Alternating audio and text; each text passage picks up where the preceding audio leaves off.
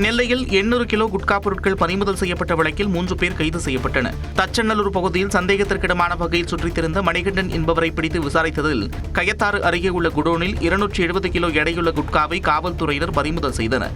அதனைத் தொடர்ந்து தச்சநல்லூர் ரவுண்டானா பகுதியில் வாகன தணிக்கையின் போது சரக்கு வாகனத்தில் கடத்தி வரப்பட்ட 607 கிலோ குட்காவை பறிமுதல் செய்தனர். இவ்விரு வழக்குகளில் பெங்களூருவைச் சேர்ந்த விஜய், பாபாஜி மற்றும் மணிகண்டனை கைது செய்தனர். தேனி மாவட்டம் உத்தமபாளையத்தில் தோட்டத்தில் பதுக்கி வைத்திருந்த 2000 வெளிமாநில மதுபாட்டில்களை மதுவிலக்கு காவல்துறையினர் பறிமுதல் செய்தனர். கள்ள மது விற்பனை குறித்து கிடைத்த தகவலின் பேரில் சோதனையில் ஈடுபட்ட அதிகாரிகள் தனியார் தோட்டத்தில் இருந்த 1350 லிட்டர் மதிப்பிலான 2000 மதுபாட்டில்களை பறிமுதல் செய்தனர். கள்ள மது பதுக்கிய தந்தை மகனை கைது செய்த காவல்துறையினர் மேலும் 3 பேரை தேடி வருகின்றனர். ஈரோடு மாவட்டம் சத்தியமங்கலம் சாலையில் சுற்றித் திரிந்த ஒற்றை காட்டு யானையால் 1 மணி நேரத்திற்கும் மேலாக போக்குவரத்து பாதிக்கப்பட்டது. சாலையில் சுற்றித் திரிந்த யானை வாகன ஓட்டிகளை அச்சுறுத்திய நிலையில் சிறிது நேரத்திற்கு பின்னர் மீண்டும் வனத்திற்குள் சென்றது.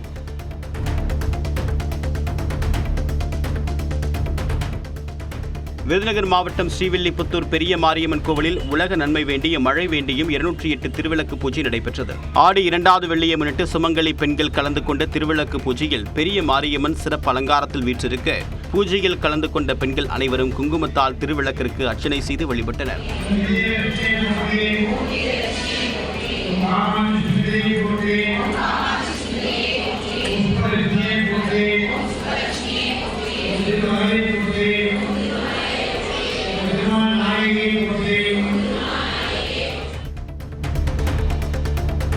தூத்துக்குடி மாவட்டம் கோவில்பட்டியில் முன்விரோதத்தால் இளைஞரை அரிவாளால் வெட்டி 2 பேர் கைது செய்யப்பட்டனர். பாரதி நகரை சேர்ந்த ஞான திரவியத்தை அதே பகுதியில் வழிமறித்த கும்பல் அவருடன் தகராறில் ஈடுபட்டு திடீரென்று அரிவாளால் வெட்டி படுகாயம் ஏற்படுத்திவிட்டு தப்பிச் சென்றது.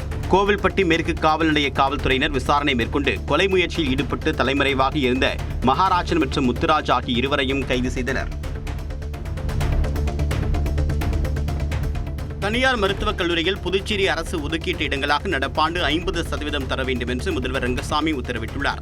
புதுச்சேரி தனியார் கல்லூரி நிர்வாகத்துடன் நடைபெற்ற பேச்சுவார்த்தையில் முதல்வர் ரங்கசாமி நடப்பாண்டு 50% இடங்கள் அரசுக்கு கிடைக்க வரக்கூடிய 27ஆம் தேதிக்குள் கல்லூரி நிர்வாகங்கள் பதில் தர உத்தரவிட்டார். புதுச்சேரியில் உள்ள 3 மருத்துவக் கல்லூரிகளில் உள்ள 750 இடங்களில் 262 இடங்கள் மட்டுமே கடந்த ஆண்டு பெறப்பட்டன. முதல்வரின் உத்தரவு மூலமாக 375 இடங்கள் கிடைக்க வாய்ப்புள்ளது. முன்னாள் அமைச்சர் சி. விஜயபாஸ்கர் மீதான சொத்து குவிப்பு வழக்கு ஆகஸ்ட் 24ஆம் தேதிக்கு ஒத்திவைக்கப்பட்டது. வருமானத்திற்கு அதிகமாக 35 கோடியே 79 லட்சம் ரூபாய் சொத்து சேர்த்ததாக லஞ்ச ஒழிப்புத்துறை வழக்கு பதிவு செய்துள்ளது. இந்த வழக்கு புதுக்கோட்டை முதன்மை அமர்வு நீதிமன்றத்தில் மீண்டும் விசாரணைக்கு வந்தபோது சி. விஜயபாஸ்கர் மற்றும் அவரது மனைவி ஆகியோர் நேரில் ஆஜராகவில்லை. இதனையடுத்து ஆகஸ்ட் 24ஆம் தேதிக்கு ஒத்திவைத்து நீதிபதி பன்னீர்செல்வம் உத்தரவிட்டார். பாய்ந்து பேருந்து விபத்திற்குள்ளானது. இதில் பேருந்தில் பயணித்த 20க்கும் மேற்பட்ட பயணிகள் காயமடைந்தனர். இதனை அறிந்த அக்கம் பக்கத்தினர் அவர்களை மீட்டு மருத்துவமனைக்கு அனுப்பி வைத்தனர். திருச்சி மகாத்மா காந்தி நினைவு அரசு மருத்துவமனையில் சிகிச்சையில் இருந்த மூதாட்டியை எலி கடித்ததை தொடர்ந்து அவர் சிகிச்சை பெற்ற வார்டில் இருந்த மற்ற நோயாளிகள் இடமாற்றம் செய்யப்பட்டுள்ளனர். 500வது வார்டில் சிகிச்சையில் இருந்த தமிழ்குடி என்கிற மூதாட்டியை வியாழனன்று எலி கடித்தது. இதையடுத்து அவர் ஐசியூவுக்கு மாற்றப்பட்ட நிலையில் அங்கேயும் எலித்தொலை இருப்பதாக உறவினர்கள் வீடியோ வெளியிட்டனர். இந்நிலையில் 500வது வார்டில் இருந்த நோயாளிகளை 6வது தளத்தில் உள்ள வார்டிற்கு மாற்றிவிட்டு தூய்மை பணிகள் மேற்கொள்ளப்பட்டன. கேரள மாநிலம் திருச்சூர் அருகே திருநாயை விழுங்கிய மலைப்பாம்பை வனத்துறையினர் பத்திரமாக மீட்டனர். வடக்காஞ்சேரியில் குடியிருப்பு பகுதியில் உலவிய மலைப்பாம்பு அங்கு சுற்றித் திரிந்த நாயை பிடித்து விழுங்கியது. இதுகுறித்து பொதுமக்கள் அளித்த தகவலின் பேரில் விரைந்து வந்த வனத்துறையினர் மலைப்பாம்பை மீட்டு வனத்திற்குள் விடுவித்தனர். நெல்லை மனோன்மணியம் சுந்தரனார் பல்கலைக்கழகத்தில் பட்டமளிப்பு விழாவில் தமிழ்தாய் வாழ்த்து 3வதாக பாடப்படும் என துணைவேந்தர் சந்திரசேகர் தெரிவித்துள்ளார். செய்தியாளர்களிடம் பேசிய அவர் வந்தே மாதரம், தேசிய கீதம், தமிழ்தாய் வாழ்த்து என்ற வரிசை கடைபிடிக்கப்படும் என்றார். ராஜ்பவன்ல இருந்து ஸ்ட்ரிக்டா எங்களுக்கு டைரக்ஷன் கொடுத்தாச்சு. வந்தே மாதரம், தேசிய கீதம், தமிழ்தாய் வாழ்த்து. என்னங்க 3வது தான் முடியும் போது தமிழ் வந்தே மாதரம், தேசிய கீதம்.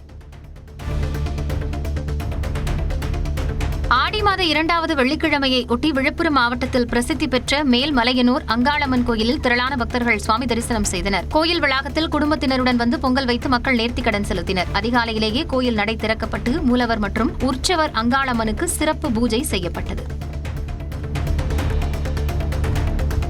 மதுபோதையில் கொடைக்கானல் அரசு மருத்துவமனையில் இருந்த பொருட்களை அடித்து உடைத்த காவலர் கைது செய்யப்பட்டுள்ளார். காவலர் தங்கபாண்டி மதுபோதையில் சீருடை இல்லாமல் மருத்துவமனைக்கு சென்றுள்ளார். அப்போது தங்கபாண்டியை அங்கிருந்த செவிலியர் தகாத வார்த்தைகளால் திட்டியதாக கூறப்படுகிறது. இதனால் ஆத்திரமடைந்த காவலர் மேசை, தண்ணீர் இயந்திரம், நோயாளிகளின் பதிவேடுகள் உள்ளிட்டவற்றை சேதப்படுத்தியிருக்கிறார். இதையடுத்து 3 பிரிவுகளின் கீழ் வழக்கு பதிவு செய்யப்பட்ட நிலையில் அவர் கைது செய்யப்பட்டார். விருதுநகர் மாவட்டம் ராஜபாளையம் ரயில் நிலையம் அருகே போட்டோ ஸ்டுடியோவில் ஏற்பட்ட தீ விபத்தில் லட்சக்கணக்கான ரூபாய் மதிப்புள்ள பொருட்கள் எரிந்து சேதமாகின. விமல்ராஜ் என்பவர் ரயில் நிலையம் அருகே டிபி மில் சாலையில் நடத்தி வரக்கூடிய போட்டோ ஸ்டுடியோவில் இரவு கடையை மூடிய பிறகு புகை வெளியேறியுள்ளது. மளமளவென்று பற்றிய தீ கொழுந்துவிட்டு எரிந்தது. தீயணைப்பு வீரர்கள் கடையின் கதவை உடைத்து 45 நிமிடம் போராடி தீயை கட்டுப்படுத்தினர். இதில் கடையில் இருந்த ஜெராக்ஸ், கேமரா, கிஃப்ட் பொருட்கள் எரிந்து சேதமாகின. நாமக்கல் மாவட்டம் திருச்செங்கோட்டில் நடைபெற்ற விவசாயிகள் குறைதீர் கூட்டத்தில் அதிகாரிகள் தங்களுடைய கோரிக்கைகளுக்கு நடவடிக்கை எடுப்பதில்லை என்று விவசாயிகள் கடும் அதிருப்தி தெரிவித்தனர். குறைகளை தெரிவிக்கும் போது சில அதிகாரிகள் செல்போனில் கவனம் செலுத்தியதாகவும் புகார் எழுந்தது. இதனால் அதிகாரிகளுக்கும் விவசாயிகளுக்கும் வாக்குவாதம் ஏற்பட்ட நிலையில் விவசாயிகள் முன்வைக்கக்கூடிய கோரிக்கைகளை பதிவு செய்து அடுத்த கூட்டத்தில் தீர்வளிக்க வேண்டும் என்று வருவாய் கோட்டாட்சியர் லெனின் அதிகாரிகளுக்கு அறிவுறுத்தினார். நீட் தேர்வுக்கு எதிராக மாணவர்கள் யாருடைய தூண்டுதலும் இன்றி தங்களது எதிர்காலத்தை காப்பாற்றும் நோக்கில் தன்னெழுச்சியாக போராட்டத்தை முன்னெடுத்து வருவதாக காங்கிரஸ் எம்பி பிரவீன் சக்கரவர்த்தி கருத்து தெரிவித்துள்ளார். சிலர் வெளியிலேருந்து வந்து அதை கலாட்டா பண்ணி அதை தடுக்க முயற்சி எடுப்பாங்க. எந்த போராட்டம் அப்படி சில பேர் உள்ள வந்து இதை செய்யறாங்களே, அதுலேருந்தே தெரியுது இந்த போராட்டம் எவ்வளோ சக்சஸ்ன்னு. சென்னை தியாகராய நகரில் உள்ள இந்திய கம்யூனிஸ்ட் கட்சியின் தலைமை அலுவலகத்தில் நீட் தேர்வுக்கு எதிரான கரப்பான்பூச்சி ஜனதா கட்சி அமைப்பினரின் போராட்டத்தில் நடிகர் சத்யராஜின் மகள் திவ்யா பங்கேற்று ஜனநாயக நாட்டில் மக்கள் தான் ஹீரோ என்று பேசினார். கேள்வி கேட்டா பதில் சொல்லணும், அடிக்க கூடாது. ஸ்டூடெண்ட்ஸ் திருப்பி அடிச்சா எந்திரிக்கவே முடியாது. ஜனநாயக நாட்டில் எப்போதுமே என்னைக்குமே ஜனங்க தான் ஹீரோ. நெல்லையில் 800 கிலோ குட்கா பொருட்கள் பறிமுதல் செய்யப்பட்ட வழக்கில் 3 பேர் கைது செய்யப்பட்டனர். தச்சநல்லூர் பகுதியில் சந்தேகத்திற்கிடமான வகையில் சுற்றித் திரிந்த மணிகண்டன் என்பவரை பிடித்து விசாரித்ததில் கயத்தாறு அருகே உள்ள குடோனில் 270 கிலோ எடையுள்ள குட்காவை காவல்துறையினர் பறிமுதல் செய்தனர். அதனைத் தொடர்ந்து தச்சநல்லூர் ரவுண்டானா பகுதியில் வாகன தணிக்கையின் போது சரக்கு வாகனத்தில் கடத்தி வரப்பட்ட 607 கிலோ குட்காவை பறிமுதல் செய்தனர். இவ்விரு வழக்குகளில் பெங்களூருவைச் சேர்ந்த விஜய், பாபாஜி மற்றும் மணிகண்டனை கைது செய்தனர்.